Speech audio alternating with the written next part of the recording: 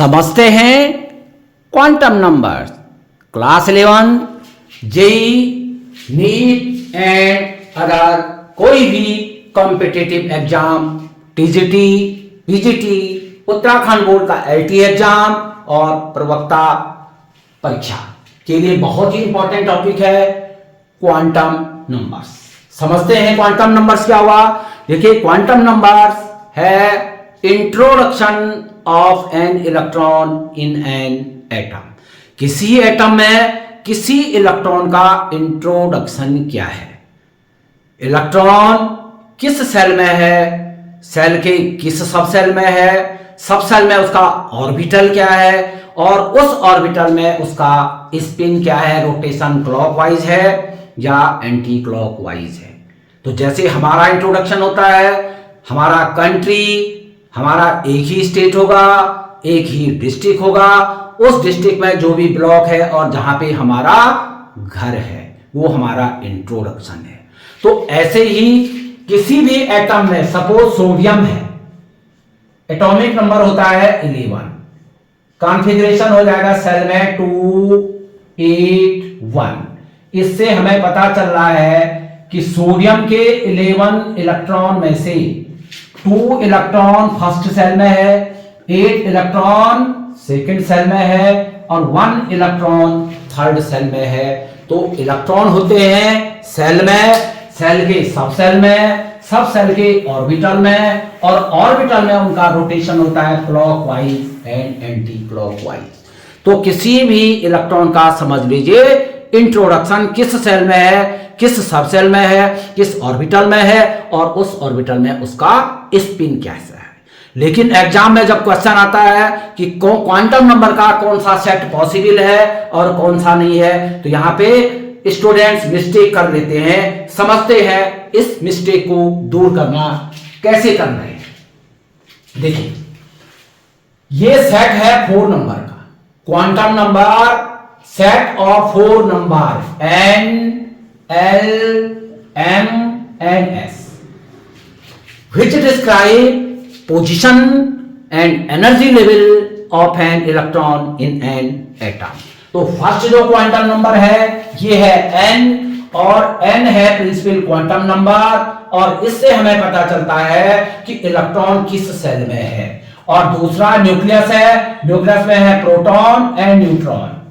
ये सेल है, ये मैक्सिमम कितनी हो सकती है 7 के l m n up to 7 से ज्यादा सेल हो नहीं सकती है, क्योंकि पीरियोडिक टेबल में आपने देखा होगा ये जो हॉरिजॉन्टल रोज होती है इनको पीरियड्स बोलते हैं और मॉडर्न पीरियोडिक टेबल में 7 पीरियड्स हैं। तो इसलिए n की जो वैल्यू है ये 0 भी नहीं हो सकती है, निगेटिव भी नहीं हो सकती है, 1 to 7। तो अगर n की वैल्यू अगर हमें मालूम है तो समझ लीजिए हमें ये पता है कि इलेक्ट्रॉन किस सेल में है। देखिए n की वैल्यू अगर 1 है तो इलेक्ट्रॉन फर्स्ट सेल में है, अगर n की वैल्यू 2 है इलेक्ट्रॉन सेकंड सेल में है, n की वैल्यू 3 है तो इलेक्ट्रॉन थर्ड सेल में है, n की वैल्यू 4 है तो इलेक्ट्रॉन फोर्थ सेल में है। लेकिन सेल की जो है सब सेल होती है, जैसे किसी कंट्री के स्टेट होते हैं। तो सेकंड जो क्वांटम नंबर है, देखिए n सेल में n सब सेल होती है, n सेल में n सब सेल होती है। n की जो वैल्यू अगर 1 है, 2 है, 3 है और 4 है, अगर n इक्वल टू 1 तो इसमें एक ही सब सेल होगी 1s। n की वैल्यू 2 है तो सब सेल हो जाएगी 2s एंड 2p। n की वैल्यू 3 है तो सब सेल हो जाएगी 3s, 3p, 3d। और n की वैल्यू अगर 4 है तो सब सेल हो जाएगी 4s, 4p, 4d और 4f। n is equal to suppose 7 है तो सब सेल की जो वैल्यू होगी, जो पॉसिबल वैल्यूज हैं 7s, 7p, 7d, 7f, ये तो सब सेल है sp-df। बोलने को हम बोल सकते हैं 7g, 7h, 7i। लेकिन ये 3 जो सब सेल है ये अननोन है, दे आर नॉट नोन। तो मेन जो सब सेल होती है s, p, d और f। तो n की जो वैल्यू है किसी भी n की वैल्यू के लिए एजीमुथल जो क्वांटम नंबर है सेकेंडरी क्वांटम नंबर l की जो वैल्यू होगी 0 टू n माइनस 1, यहां तक वैल्यू हम लिखेंगे। अगर n इज इक्वल टू 1 है तो l इज इक्वल टू हो जाएगा 0 और 1 लिख लेंगे। n की वैल्यू 1 है तो 1 माइनस 1 0। इसका मतलब n इक्वल टू 1 तो l इज इक्वल टू 0 और ये हो जाएगा देखिए 1s। 1s का मतलब s sub shell of first shell. n is equal to 2 तो l की जो वैल्यू होगी एक तो 0 होगी ही और एक यहां तक लिखना है n माइनस 1। तो n की वैल्यू अगर 2 है तो 2 माइनस 1 कितना हुआ 1, 0 and 1। l इक्वल टू 0 अगर है तो इसका मतलब इलेक्ट्रॉन सेकंड सेल के s सब सेल में है 2s और ये हो जाएगा 2p।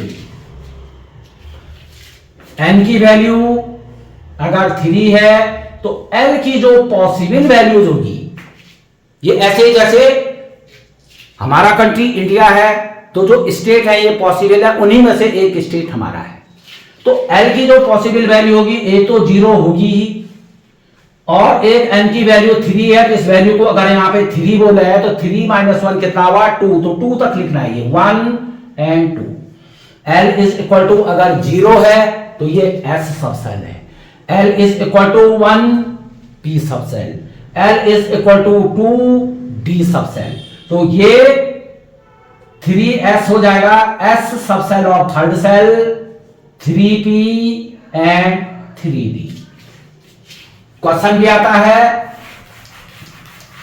कि if n is equal to 4, n is equal to 4, write all the possible values of n। यदि प्रिंसिपल क्वांटम नंबर की वैल्यू 4 हो तो एजीमुथल क्वांटम नंबर की पॉसिबल वैल्यूज क्या होगी? तो पॉसिबल वैल्यूज निकालना में l is equal to 0 to n minus 1 तक लिख देना है। देखिए l इज इक्वल टू एक आप 0 लिख देंगे और n की वैल्यू 4 है, 4 माइनस 1 का मतलब 3 तक लिखना, 0 1 2 एंड 3। n की वैल्यू 4 है, ये हो जाएगा 4s 4p 4d and 4n। तो जैसे n प्रिंसिपल क्वांटम नंबर से सेल का पता चलता है तो l एजीमुथल और सेकेंडरी क्वांटम नंबर से इलेक्ट्रॉन की सब सेल का पता चलता है। देखिए यहां पे 4s s sub shell of fourth shell, n की वैल्यू ये है 4 और ये l की वैल्यू है, l की वैल्यू 0। अगर l की वैल्यू 0 है s sub cell 1, p sub cell 2, d sub cell 3, f सब सेल। तो अगर हमें कहीं पे इस तरीके से देखिए कॉन्फ़िगरेशन हमने लिखा हुआ है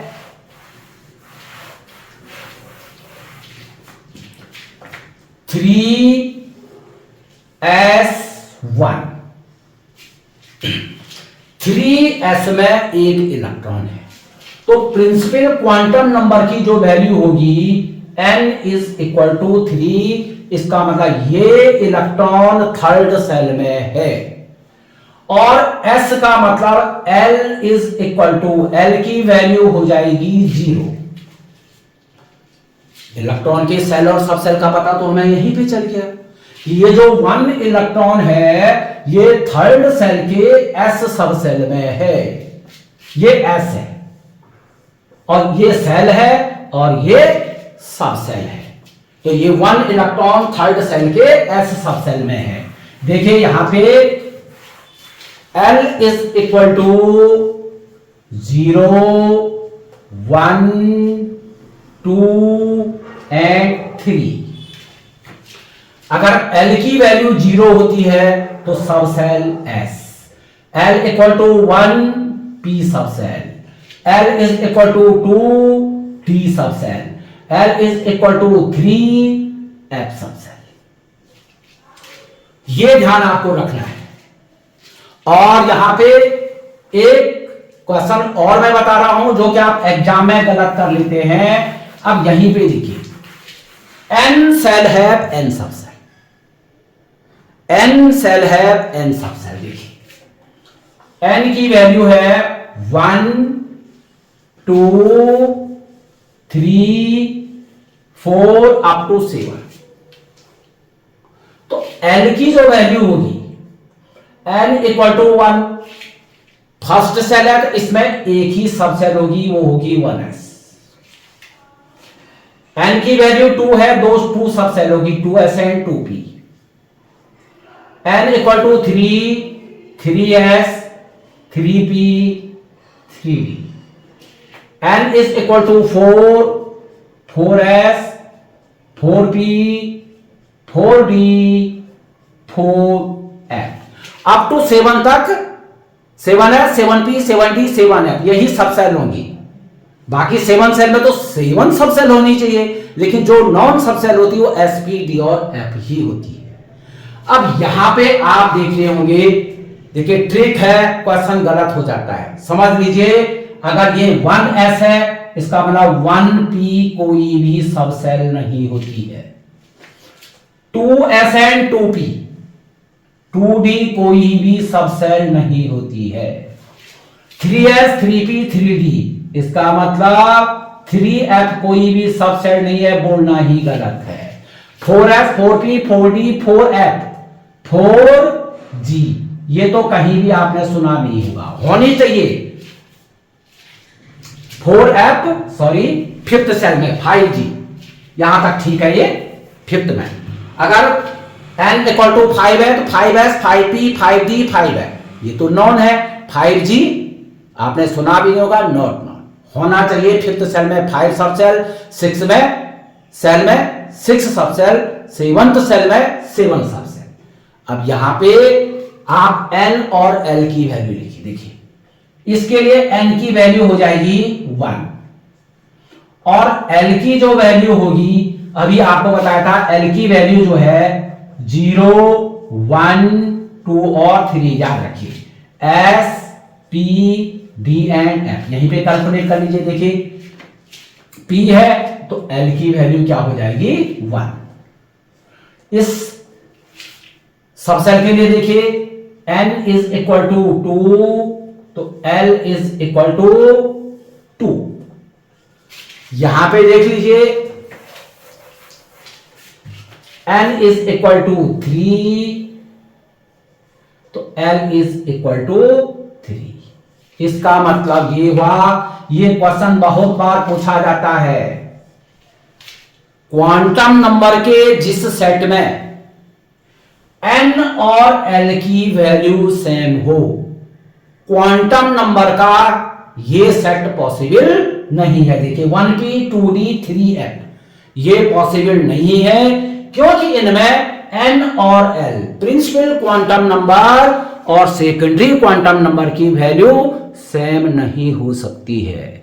जिस सेट में n और l की वैल्यू सेम होगी, क्वांटम नंबर का वो सेट पॉसिबल नहीं है। बहुत से कॉम्पिटिटिव एग्जाम में क्वेश्चन आता है, n की वैल्यू 0 किसी सेट में लिखी है, क्वांटम नंबर का वो सेट भी पॉसिबल नहीं है।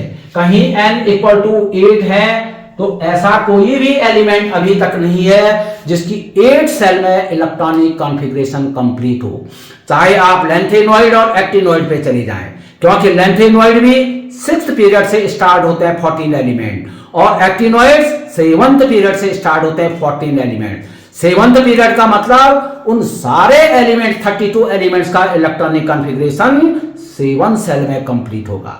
तो इस तरह n सेल है, n सब सेल, n की वैल्यू 1 है, एक ही सब सेल है 1 है, सेकंड सेल में 2 सब सेल है, थर्ड सेल में 3 सब सेल है, फोर्थ सेल में 4 सब सेल है। तो ट्रिक है n सेल में n सब सेल होगी। नेक्स्ट, l की वैल्यू डिपेंड होती है n पे।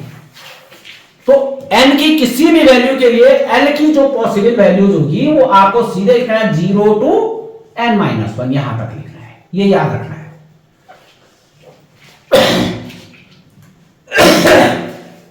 थर्ड क्वांटम नंबर है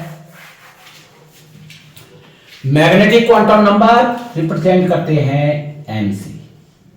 देखिए principal quantum number shell, azimuthal और secondary quantum number sub shell, और मैग्नेटिक क्वांटम नंबर ओरिएंटेशन और ऑर्बिटल। जिस क्वांटम नंबर से हमें किसी इलेक्ट्रॉन के ऑर्बिटल का पता चलता है उसको बोलते हैं मैग्नेटिक क्वांटम नंबर। और मैग्नेटिक क्वांटम नंबर की जो वैल्यू होती है डिपेंड, वो होती है वैल्यू ऑफ एल पे, मैंने एजीमुथल क्वांटम नंबर पे। यहां पे भी एक ट्रिकी क्वेश्चन मैं आपको बता रहा हूं। देखिए ऑर्बिटल कितने होंगे, एन सेल में एन सब सेल और n स्क्वायर ऑर्बिटल होंगी। देखिए ट्रिक, अगर n की वैल्यू अगर 4 है तो फोर्थ सेल में जो ऑर्बिटल होंगे 4 स्क्वायर होंगे, और 4 स्क्वायर का मतलब 16 ऑर्बिटल। n की वैल्यू 1 है, फर्स्ट सेल में 1 स्क्वायर, सेकेंड सेल में 2 स्क्वायर, थर्ड सेल में 3 स्क्वायर, फोर्थ सेल में 4 स्क्वायर, फिफ्थ सेल में 5 स्क्वायर, लेकिन होंगे वही केवल s, p, d और f वाले। दूसरा देखिए n square orbital, n shell है, n सब cell, n square orbital. Easy हो गया ना। फोर्थ सेल में कितने ऑर्बिटल होंगे, 4 स्क्वायर 16। थर्ड सेल में कितने ऑर्बिटल होंगे, 3 स्क्वायर 9। सेकंड सेल में कितने जो है ऑर्बिटल होंगे, 2 स्क्वायर 4। फर्स्ट सेल में कितने ऑर्बिटल होंगे, 1 स्क्वायर 1। तो m की जो वैल्यू होगी वो डिपेंड होगी l की किसी भी वैल्यू पे। पॉसिबल वैल्यूज ऑफ m क्या होंगी, for each value of n। अब आप देखेंगे l की जो वैल्यू है 0, 1, 2 and 3, s, p, d and f। तो l की जो कोई भी वैल्यू है, m की जो पॉसिबल वैल्यूज होगी ये -l to 0 up to +l, मतलब और पॉजिटिव निगेटिव इंटीजर्स विद 0, यहां तक वैल्यू लिखनी है। अब कौन कौन सी वैल्यू है यहां पे देखिए, l इज इक्वल टू 0, तो m की जो वैल्यू होगी, l की वैल्यू 0 है, 0 टू 0 टू 0। याद रखिए अगर l की वैल्यू 0 है तो m की वैल्यू भी 0 ही होगी। l इक्वल टू 0 का मतलब s, तो m is equal to 0, l is equal to 0 तो m इज इक्वल टू 0। अगर l is equal to 1, l is equal to 1, तो इसके लिए m की हमने पॉसिबल वैल्यूज लिखनी है, तो ये हो जाएगा -1, 0 और +1। अगर l की वैल्यू अगर हम 2 ले लें या सीधे डायरेक्ट 3 ले लें तो m की जो पॉसिबल वैल्यूज होगी ये क्या हो जाएगी, -l थ्रू 0 टू +l। देखिए -3, -2, -1, 0, +1, +2, +3। देखिए 1, 2, 3, 4, 5, 6, 7 ऑर्बिटल, 7 ऑर्बिटल। और अगर L की वैल्यू दूसरे तरीके से देखिए, L की वैल्यू अगर 3 है तो इसका मतलब इलेक्ट्रॉन F सब सेल में प्रेजेंट है। और आपको मालूम है S में मैक्सिमम नंबर होते हैं 2, P में मैक्सिमम नंबर ऑफ इलेक्ट्रॉन होते हैं 6, D में 10 और F में होते हैं 40।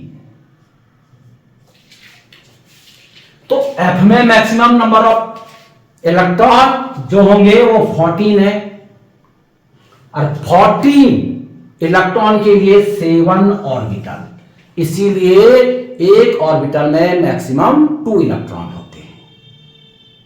तो ये इस तरीके से आप देख रहे हो कि ये 7 ऑर्बिटल है।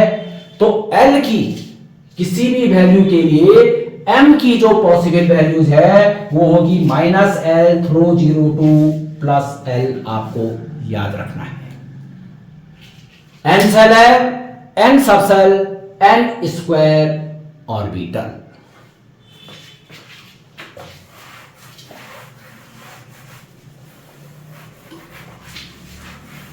नेक्स्ट क्वांटम नंबर है spin quantum number. Spin of electron in an atom. किसी भी एटम में इलेक्ट्रॉन जो है किसमें होते हैं? Rotation around the nucleus. Electron moves around the nucleus in circular path. वो है सेल और मेन एनर्जी लेवल। ऑर्बिट और ऑर्बिटल। ऑर्बिटल क्या है? Space around the nucleus where the maximum probability of finding the electrons takes place। जहां पे electron के पाए जाने की सबसे ज्यादा प्रोबेबिलिटी होती है। जैसे हम सबसे ज्यादा कहां पे पाए जाते हैं? अपने घर में। रहते तो हम इंडिया में हैं, लेकिन डायरेक्ट हमारी सबसे ज्यादा जो है प्रोबेबिलिटी कहां पे है? जहां पे हम मिलेंगे, हमारा घर। कोई भी ढूंढेगा यार इनका घर कहां होगा, यही तो बोलते हैं। ऐसे ही इलेक्ट्रॉन अब फाइनल ये है ऑर्बिटल में होते हैं। अगर सेल होंगे तो सेल के बोलोगे किस सब सेल में, फिर सब सेल के किस ऑर्बिटल में, और उस ऑर्बिटल में उसका स्पिन क्लॉकवाइज है या एंटी क्लॉकवाइज है। इसीलिए तो एटम जो है न्यूट्रल है और क्लॉकवाइज +7 -7। तो जो क्वांटम नंबर किसी इलेक्ट्रॉन के स्पिन को बताता है क्लॉकवाइज है या एंटी क्लॉकवाइज है, उसको स्पिन क्वांटम नंबर बोलते हैं। और स्पिन क्वांटम नंबर की भी वैल्यू जो है डिपेंड होती है मैग्नेटिक क्वांटम नंबर पे। तो मैग्नेटिक क्वांटम नंबर की कोई भी अगर वैल्यू है -2, -1, 0, +1, +2, कोई भी वैल्यू है तो S की 2 पॉसिबल वैल्यूज होगी। अगर हम m = 2 ले लें तो S की यहां पे हमें 2 वैल्यू लिखनी पड़ेगी, +1/2 -1/2। अगर m = अगर हम 2 ले लें तो S की 2 पॉसिबल वैल्यूज होगी। एक होगी +1/2 -1/2। तो m की किसी भी वैल्यूज के लिए S की 2 पॉसिबल वैल्यूज होती है, +12 एंड -12। तो N, L, M and S ये 4 नंबर का सेट है। इसी को बोलते हैं क्वांटम नंबर, और अपने आप डेफिनेशन बन गई है, set of 4 number which describe position and energy level of an electron in an atom, या introduction of an electron in an atom। यहां पे देखिए सपोज किस तरीके से सोडियम एटम है, एटॉमिक नंबर है 11। हमने इसका कॉन्फ़िगरेशन लिखा 11 इलेक्ट्रॉन का, 2, 8 एंड 1। n सेल है, n सब सेल। इसके जो ये 2 इलेक्ट्रॉन होंगे ये सब सेल में होंगे 1s2। सेकेंड सेल के 2 सब सेल होंगे 2s and 2p। s में मैक्सिमम नंबर ऑफ इलेक्ट्रॉन हो जाएंगे 2s2 एंड 2p6। यहां 1p पॉसिबल नहीं, अभी आपको बताया था, यहां 2d पॉसिबल। थर्ड सेल में चले तो 3s 3p और 3d, तो 3p और 3d तो वैकेंट रहेंगे और ये एक इलेक्ट्रॉन इसमें आ जाएगा।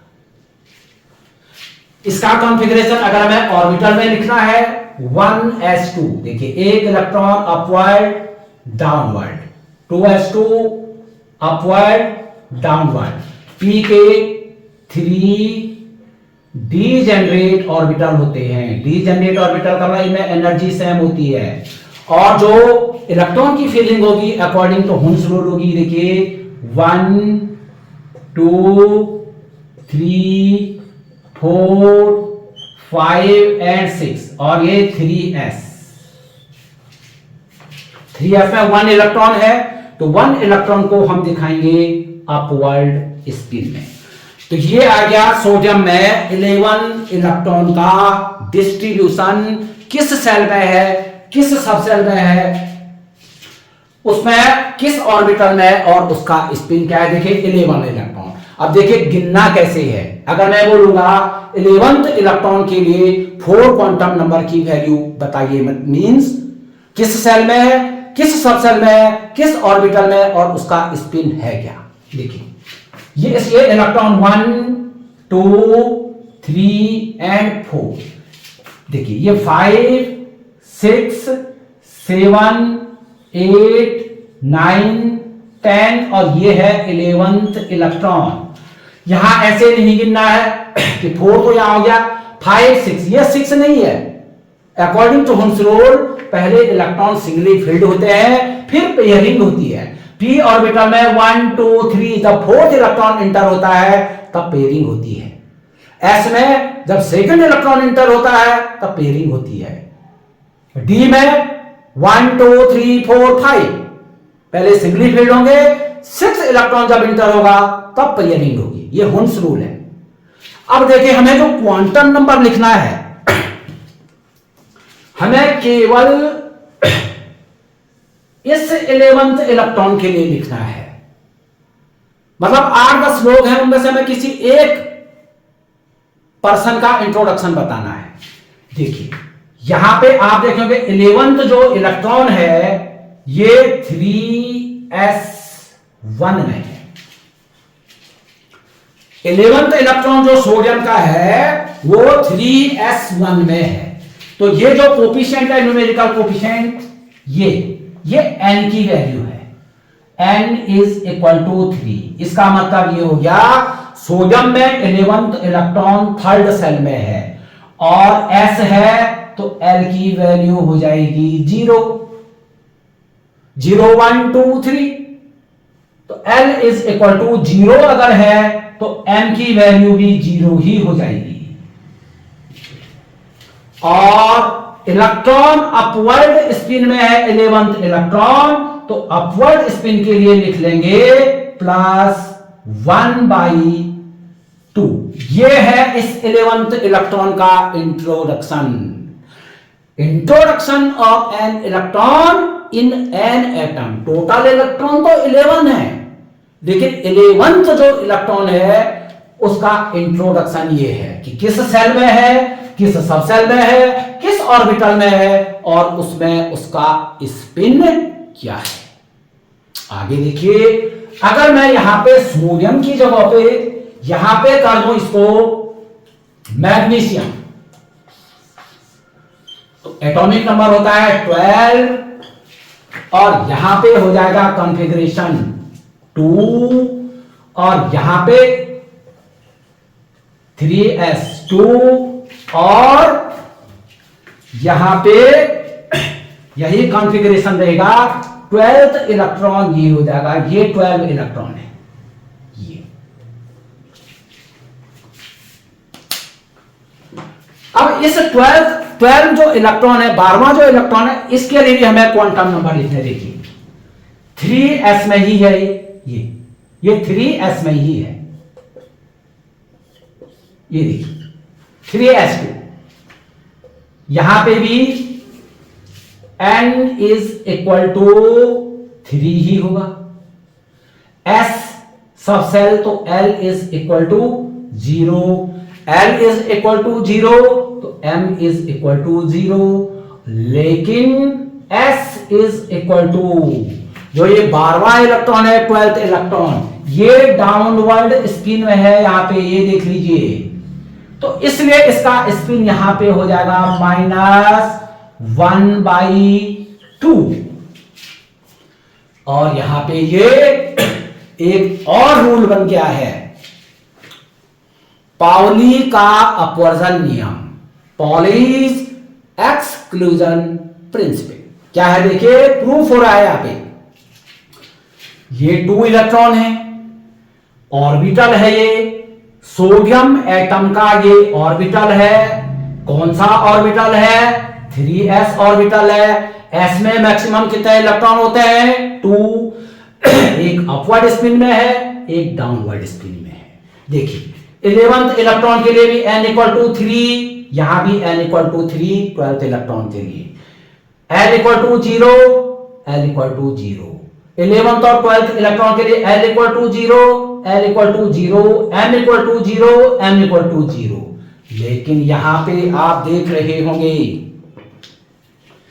11th और 12th इलेक्ट्रॉन के लिए s की वैल्यू डिफरेंट है। 11th इलेक्ट्रॉन का जो स्पिन है ये +1/2 का मतलब क्लॉकवाइज, और यहां पे s इज इक्वल टू -1/2 का मतलब हुआ anti clockwise direction.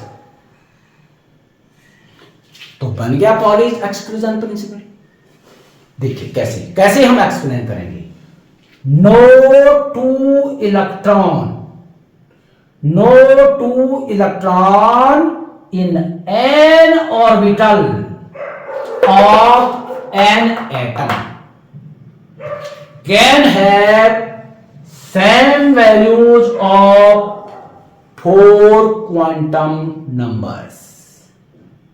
Second statement, value of, देख लीजिए, values of n, l and m may be same but values of s always will be different. यही पॉलीज एक्सक्लूजन प्रिंसिपल।